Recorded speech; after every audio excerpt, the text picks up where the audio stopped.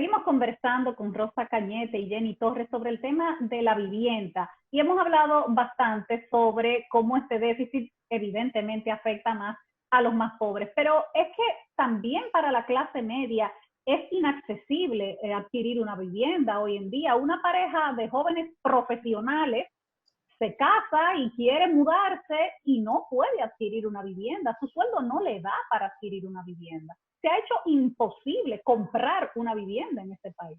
Sí, bueno, pues mira, nosotros desde Foro Ciudadano tenemos ya varios años trabajando junto con ACOPROVI, que es la Asociación de Constructores, se me olvidó exactamente la sigla, pero es es uno de los grupos del Constructores y sector. promotores de viviendas. Exactamente. Y son uno de los sectores de la construcción más fuertes, y en donde la persona que lo dirige actualmente, pues él trabajó incluso un tiempo en Ciudad Alternativa, se acercó a nosotros y hemos estado desarrollando un proceso juntos, lo cual es muy positivo porque estamos hablando de que hay una propuesta que ya tiene dos sectores relativamente de acuerdo. Esa propuesta, si bien es cierto que hace un énfasis en las soluciones desde lo que nosotros llamamos producción social del hábitat para los estratos más pobres, primer, segundo, tercer, quintil, también tiene incluido elementos, instrumentos para esa, como bien planteaba Diana, para lo que sería la clase media alta, profesionales recién graduados que no tienen forma.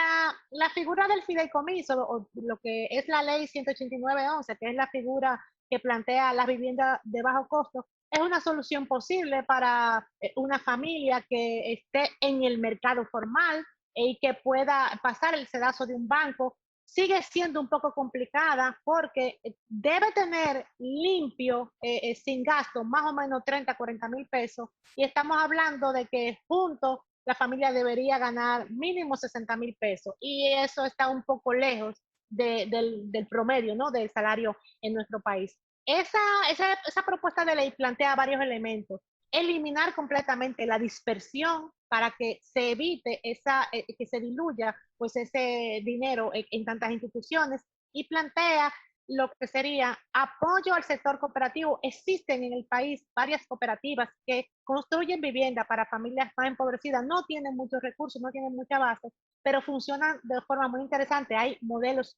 muy interesantes en América Latina que funcionan, tienen 20 años funcionando así, y es que la gente va ahorrando su chelito en la cooperativa, se construye de forma cooperativa, la gente poniendo su trabajo, incluso en zonas en donde la gente no sabe trabajar construcción, pues se le enseña a trabajar construcción, la gente aporta su trabajo, con la cooperativa se aportan los recursos y se va pagando poco a poco y se le cuenta el trabajo como parte del inicial.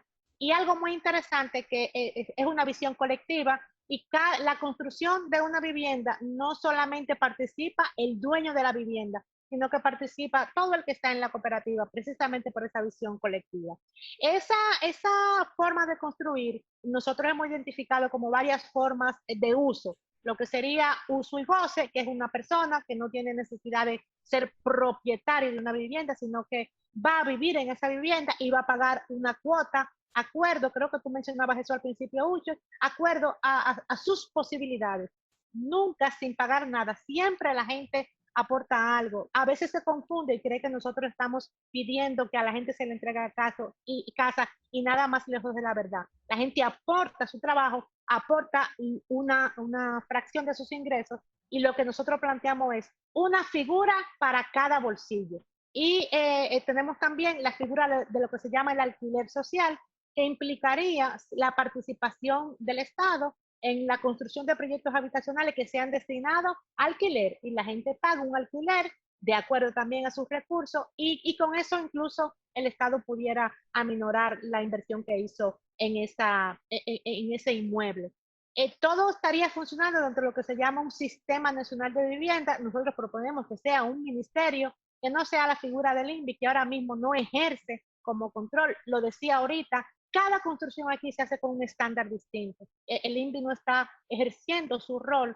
Boca de Cachón tiene una lógica, La Barquita tuvo una lógica, El Rito tiene otra lógica, y eso no es correcto, no está bien. Entonces, ese sistema lo que haría sería plantear cuáles son los mecanismos adecuados, y también tendría una sección que no hemos mencionado acá, pero que es fundamental, de trabajar con esos asentamientos que están en mayor riesgo. Nosotros somos un país que durante 6 meses somos víctimas de la temporada ciclónica y por el mismo tema del cambio climático, cada vez son más los fenómenos y también muchos fenómenos fuera de esa época y quienes más sufren son los pobres. Entonces, habría un espacio orientado específicamente a lo que sería atender esos asentamientos que están en situación de riesgo. A ti. Rosa, y desde el punto de vista del presupuesto, Rosa.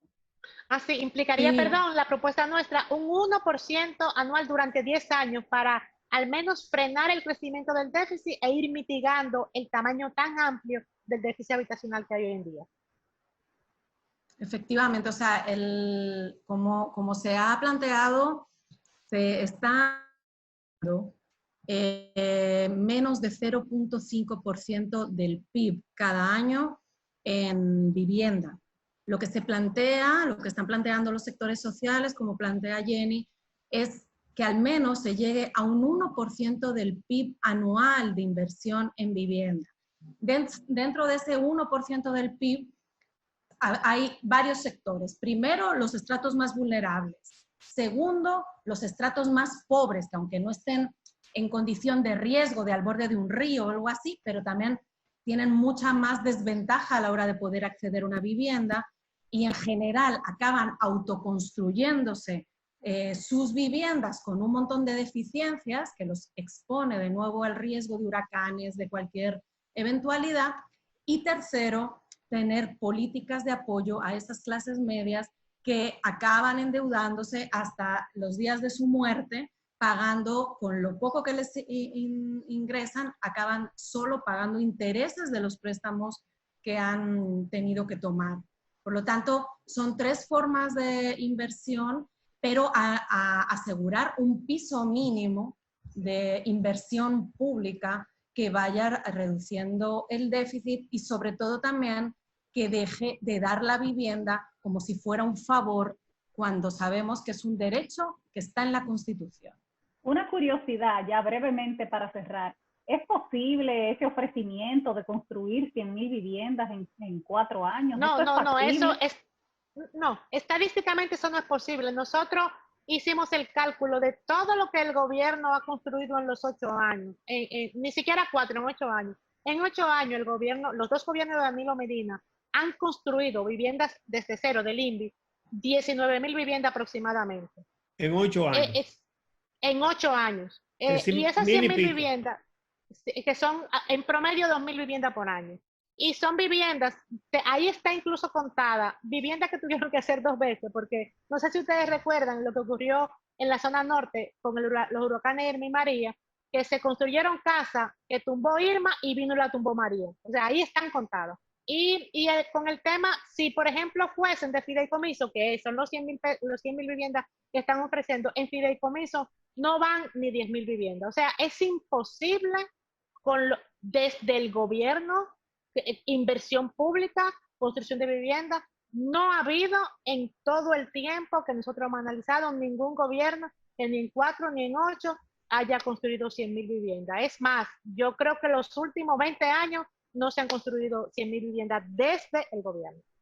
Pero Jenny, igual es que van a destinar un 2% del PIB a vivienda. No, ya se lo preguntamos, porque teníamos la duda, bueno, van a hacer algo, nos van a sorprender. Y tuvimos un encuentro con el equipo del PLD el viernes de la semana pasada y yo le hice esa pregunta. Y ellos me respondieron que esas 100.000 viviendas son bajo el programa de vivienda bajo costo, o sea, es bajo el esquema de fideicomiso. O sea, que eso es, ni siquiera son viviendas para sectores empobrecidos, o sea, son viviendas para quien pueda entrar al mercado financiero y que le aprueben un préstamo. O sea, no es vivienda para reducir déficit habitacional. Es decir, no es vivienda para satisfacer derechos, que es lo que nosotros estamos pues planteando en nuestras propuestas.